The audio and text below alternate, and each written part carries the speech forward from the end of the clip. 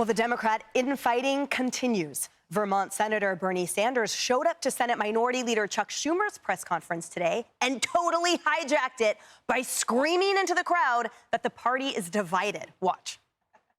Obviously, you have a Democratic establishment. I ran for president against the Democratic establishment. That's what Mamdani did. It's no great secret. That's what Alexandria did. No great secret. Of course, there's an establishment. And of course, there's a division within the Democratic Party. There's no secret to anybody here. No secret. I love how I called that screaming, but I feel like that was screaming for him. Talk to us about what it all means. I mean, look, I've been reading Democrats in disarray for a year now after Donald Trump won, and Democrats had a great day yesterday. Do we have some things to figure out in our party? And look, the primary for president is going to be fascinating and entertaining and amazing, and I think it will say a lot about where we think we can win nationally.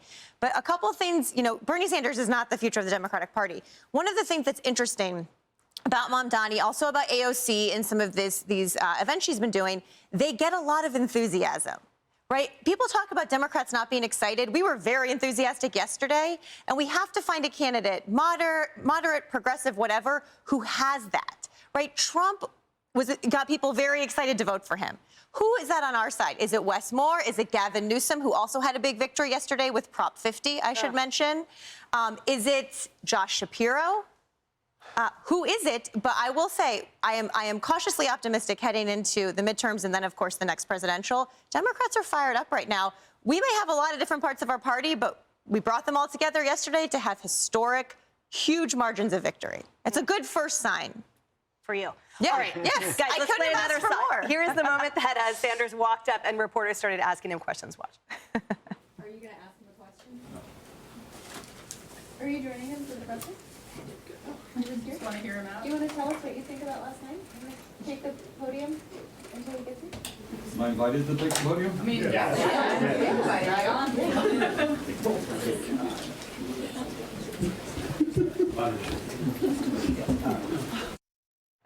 Kaylee, your takeaways. I think this is a party that's deeply divided and only going to be more so over the next 3 years. You have three camps. You have the enthusiastic Democratic Socialists. No doubt, Marie, you're correct. They are enthusiastic and excited. Then you have the very few voices who I deeply respect, like Josh Gottheimer, who got out in front of Mamdani early summer and said this is not the way. You have the Tom Suozzi. You have these Democratic officials. You have the John Fettermans. I really respect these individuals. They're far and few. But then you've got the weak, shy, timid, never met a camera that they liked, Chuck Schumers, who try to run anytime they're asked about Mamdani. They won't endorse him. They know it's not the way. This middle category, it will be untenable for them over the next 3 years to not answer the question of Mamdani. They know he's not the way forward. They're going to have to answer it. Do you think it means anything that he didn't know how to spell or say Alexandra? Like I feel like he said her name. It's hard. Just call her AOC. But it's like, AOC. But the thing with Bernie Sanders, listen, he feels emboldened today after that big win with Mamdani because he campaigned here with AOC and Mamdani. Senator Schumer was nowhere to be found. They asked him a million times, every which way, who are you supporting? Even when they got him at the voting booth, he wouldn't say, right? He wouldn't say who was. He's worried about his own seat. Now, there's talk, and Kaylee, maybe you know this, there's talk that maybe he's going to not run again, Senator Schumer. Or get primaried by AOC. Well, this is what he's worried about. To your point, there's a lot of Democrats who are mad at him for being so weak and not actually taking his side and want AOC to primary him, even if they don't love her politics. Listen, Congressman Suozzi said maybe the socialists should have their own wing, their own party. Well, they do, but they should not be part of the Democratic. It reminds me of the Tea Party.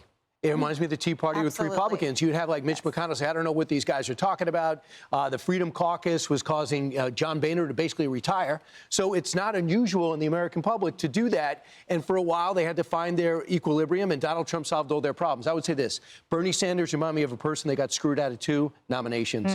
He was about to win against Hillary, and we found out through the emails that they worked against him. And then he was winning, and then they pushed him down, and Obama anointed Joe Biden and said, waddle your way through the pandemic primary. So he got beat twice. That's the anger I saw at the podium just now. Yeah. But I also feel like, to your point, he's not the future, but his legacy might be. And I think his imprint which is the inspiration of AOC and others like him, even though he sits in a bed of hypocrisy, I think that might be ultimately, his legacy more than his own sort of. He's got plenty of disciples But the Tea Party comparison is a really good one. And the Tea Party was incredibly successful in pushing the Republican Party and winning elections. It's a good comparison, Brian. Gone is the Thanks. Every once in a while, I get lucky. It took me 34 minutes. Hey everyone, I'm Emily Campagno. Catch me and my co-hosts Harris Faulkner and Kaylee McEnany on Outnumbered every weekday at 12 p.m. Eastern, or set your DVR. Also, don't forget to subscribe to the Fox News YouTube page for daily highlights.